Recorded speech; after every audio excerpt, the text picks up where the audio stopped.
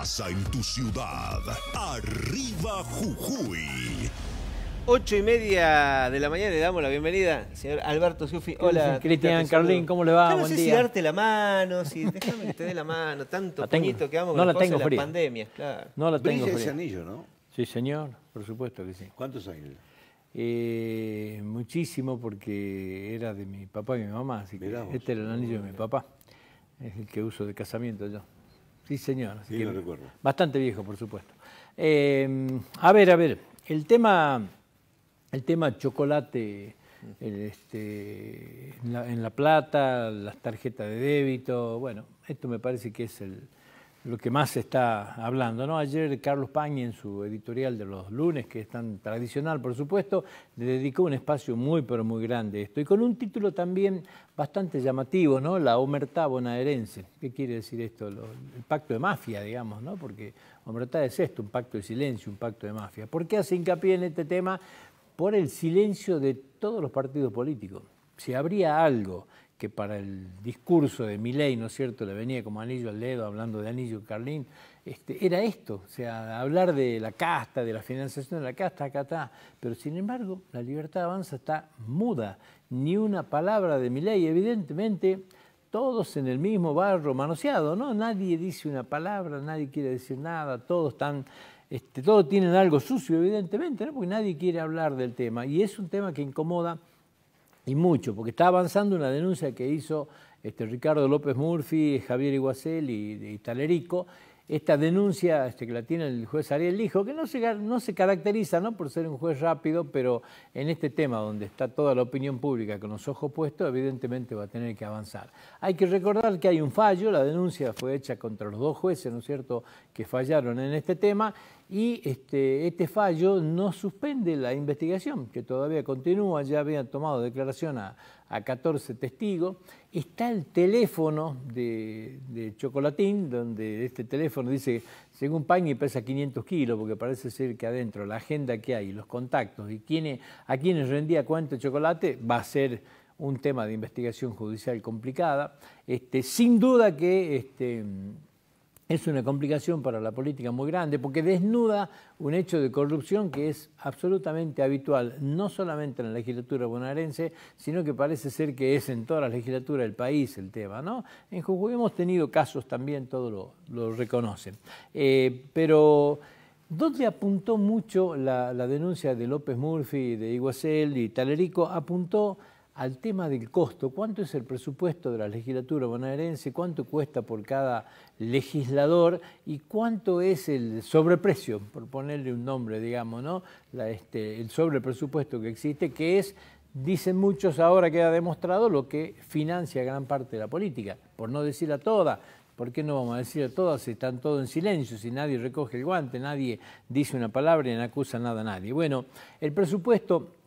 La legislatura bonaerense tiene Cámara de Diputados, senadores, 62.000 millones de pesos la Cámara de Diputados, 25.000 la Cámara de Senadores, son 92 diputados, son 46 senadores. La realidad es de que en esto el costo que se tiene por cada legislador, digamos, excede notoriamente las necesidades que pueden tener, ¿no es cierto?, una legislatura. Bueno, de acá sale, en este análisis que hacen en la denuncia, de dónde salen los fondos para financiar la mala política, digamos, ¿no? Bueno, el tema está instalado, reitero, hay un silencio llamativo de todas las partes. Esto me parece que va a ser una noticia muy fuerte que va a dar mucho de hablar. En el medio de esto empezó a tomar color la denuncia que hay contra AISA, contra la empresa de agua de la zona del AMBA, que hay que recordar que su titular es Malena Galmarini, la esposa, ¿no es cierto?, de Sergio Massa, donde de repente en esta denuncia contra AISA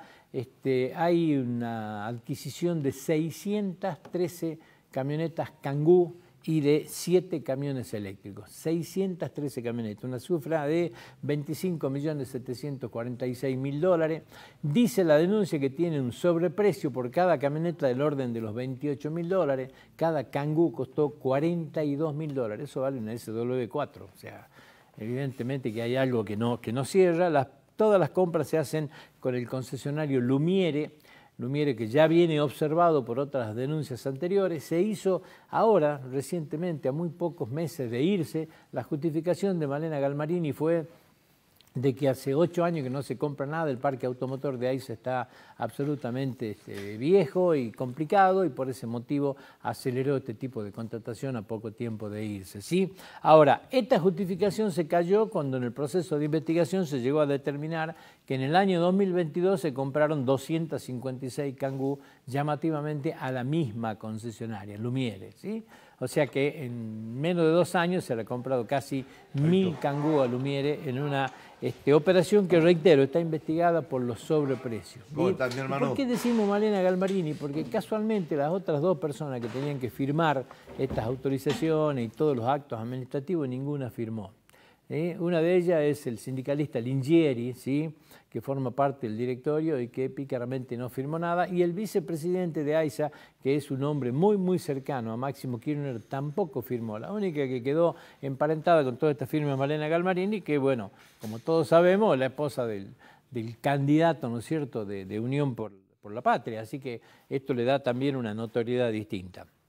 El tema de los pliegos, ayer lo nombramos cuando hablamos del jueves, este jueves mágico que puede llegar a haber en el Senado de la Nación con el tratamiento de 4 temas, ¿sí?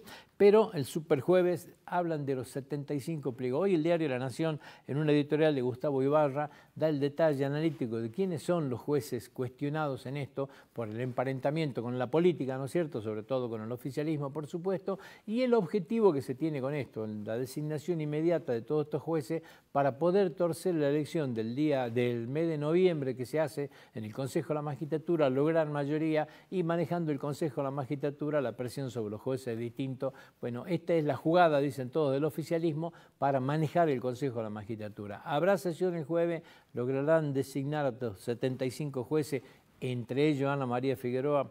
Bueno, la pregunta queda abierta, no sé si esto se podrá dar o no, pero la pregunta está abierta. En el medio de esto, ese jueves también se confirmó un acto de la CGT, va a ser un acto masivo, van al Senado, van a pedir por ganancia, por supuesto, no por el tema de los jueces, pero bueno, un pasito más, ¿no es cierto?, en esta alianza de trabajo electoral que tiene Sergio Massa con la CGT.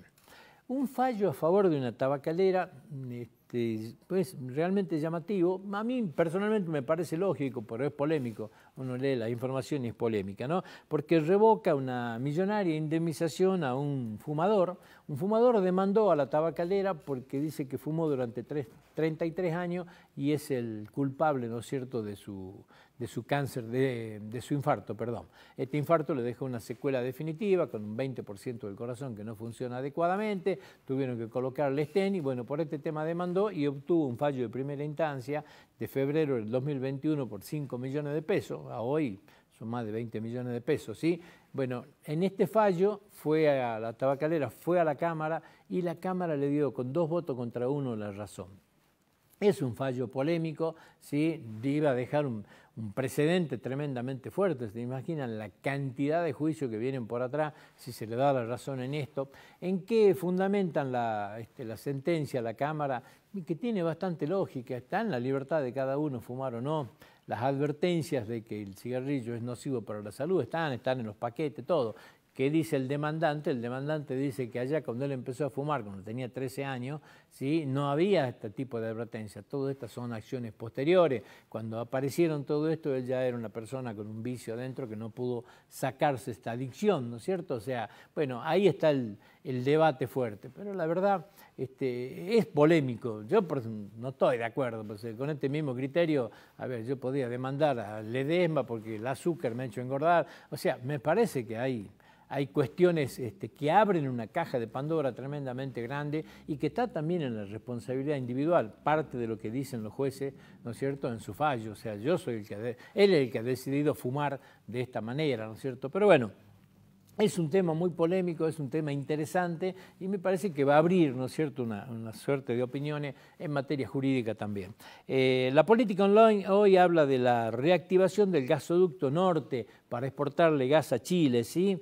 Este gasoducto lleva años sin uso. A ver si usted recuerda, ¿se acuerda cuando pasaba el gasoducto que estaban en el río? Acá veíamos en el margen del Río Grande cómo estaban cavando. Bueno, hay un gasoducto ahí. Este gasoducto era para exportar gas a Chile y hace muchísimo tiempo que no funciona, no se llegó a exportar, pero hay todo un trabajo de ingeniería muy, muy grande hecho. Bueno, ahora lo que se anunció después de la reunión en la provincia de Salta, que vino Flavia Rollón, es de que Argentina va a empezar a exportar entre el orden de las 3 a 4 millones de metros cúbicos. La primera prueba se hace a mediados de diciembre, esto va a generar unos 3.500 millones de dólares al año y esto también va a generar la potenciación de las otras energías en el norte, o sea, para poder evacuar este gas que se produce, ¿no es cierto?, en la zona norte, es porque de alguna manera hay que reemplazarlo. Bueno, por esto se firmó las 2.500 megavatios de energía solar, se va a promover también las otras energías que se hacen en el norte, no solamente la fotovoltaica, tiene que ver con la biomasa, con el biogás, tiene que ver con lo que hacen con la caña de azúcar y los biocombustibles. Bueno, las series de energía del norte que se van a potenciar formó parte de lo que se firmaron con los abogados del norte grande allá. Este gasoducto, si ustedes recuerdan, es también el que hablaba el gobernador Gerardo Morales, que está vigente, se puede exportar desde acá, ¿no es cierto?, el tema del hidrógeno verde. Entonces hablaban del desarrollo de una planta de hidrógeno verde en la zona de Cauchari para sacarlo a los puertos chilenos a través de este gasoducto. Bueno, con esto, de alguna manera, entiendo yo, se complica, ¿no es cierto?, este proyecto jujeño, pero bueno, es un proyecto de exportación de todo el gas del NOA. Concurso de profesores en Chalicán, 65 cargos del 2 al 6 de octubre. Aquí hay profesionales de todo tipo, es por la cárcel, es inminente, ¿no? Con esto que estamos diciendo, la apertura de la cárcel en Chalicán. Hay de todo acá, ¿no? Hay médicos, hay abogados, hay nutricionistas, hay licenciados en criminología, licenciados en... Bueno, hay de todo, profesionales de todo tipo, ¿sí? Psicólogos, psiquiatras, por supuesto, ¿sí? Licenciado en criminología. Bueno, en este marco está la apertura. Lo interesante de esto es que es inminente, ¿no?, la apertura de la cárcel de Chalicán. La presión sobre el dólar.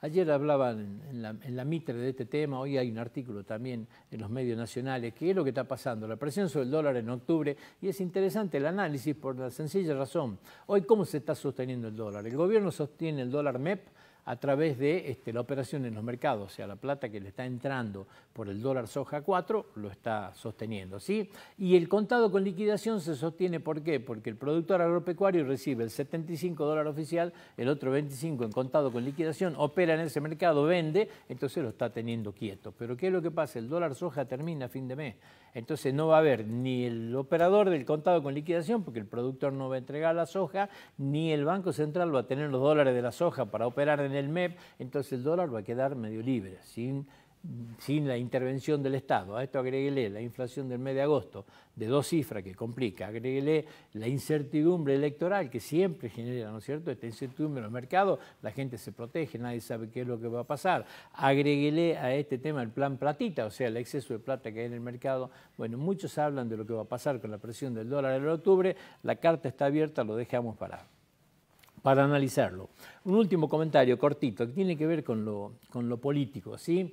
Yo ayer en el editorial de Radio Mitre me preguntaba cuáles son los fundamentos para dar con certeza que decir, todo el mundo dice acá hay 2 que ya están en el balotaje y la tercera que no entra. Bullrich no entra y todas las encuestas dicen que bueno, está Milei y está Massa en el balotaje. Me preguntaba cuál es el análisis objetivo, digamos, dejemos de lado las encuestas porque la verdad cuesta mucho creer en las encuestas, pero objetivamente a ver cuál es el análisis para pensar en esto, digamos, ¿no? Ha sido una elección donde prácticamente hubo un empate técnico entre el 29,80 y el 27 y pico, ahí estuvieron los 3.